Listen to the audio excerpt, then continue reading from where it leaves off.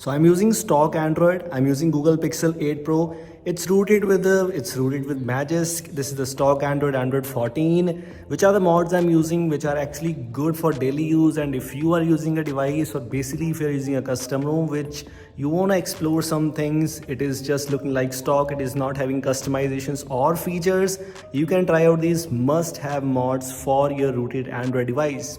First one what I've installed on my device is DisableFlagSecure. One of the most useful things right now. Sometimes in some banking apps we need this because they does not allow you to take screenshot. Also it works with some other things. For example, this is a secret chat which I have enabled on Telegram.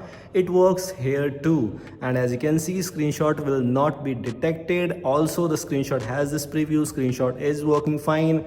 That is one of the main features of this module, and this is one of my favorite modules here. You can install it with the help of LSPose, and that's very easy to install. Second one in this list is Iconify. It brings you a lot of options, a lot of features for you to customize, but in this one I'm not going to talk about all of those features. I just use it for only one thing, and that is available in the expose and battery style options. I don't need anything else. We have a lot of options available. Sometimes we can explore them, but this is one of the features which I use, and that is to customize the battery icon. Personally speaking, this battery icon style, I personally love this thing a lot, and it's available here for me to customize it. And yes, this is available as a Magisk module. How you can install this thing? Simply set up Iconify and everything will be done in the background, so you don't need to worry about it. But make sure your device is rooted, and if you are using any other rooted option like kernel SU etc., you have to grant root permission manually. This is about the emojis which I have installed on my device. If you are able to notice, these emojis are inspired from iOS. These are not available by default in Android. So yes, my device is rooted. I needed some emojis, so these are the emojis I have enabled. I already have a lot of other options too which I can use and explore them, but I'm using iOS style emojis because these look good. And how I have enabled this thing, it's available, it's actually possible with this Android app. Although it's not guaranteed to work on every device, it might give you boot loop, so try at your own risk.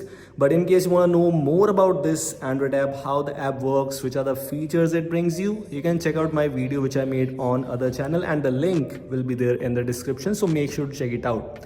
The next one is actually one of my all-time favorite. I've already talked about it a lot of time.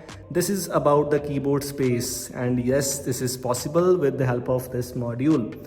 As you can see, if I move on to gesture navigation options, I do not have any option available, and by default you have a space below the keyboard. But with the help of this module which I have installed on my device, I do not have any space below there, and that's possible with the help of small keyboard navbar module. The good thing is it works with the latest QPR updates too. While making this video, we have the September security patch, Android 14, it works there, and this is working with the stock Android also, so that's just so good.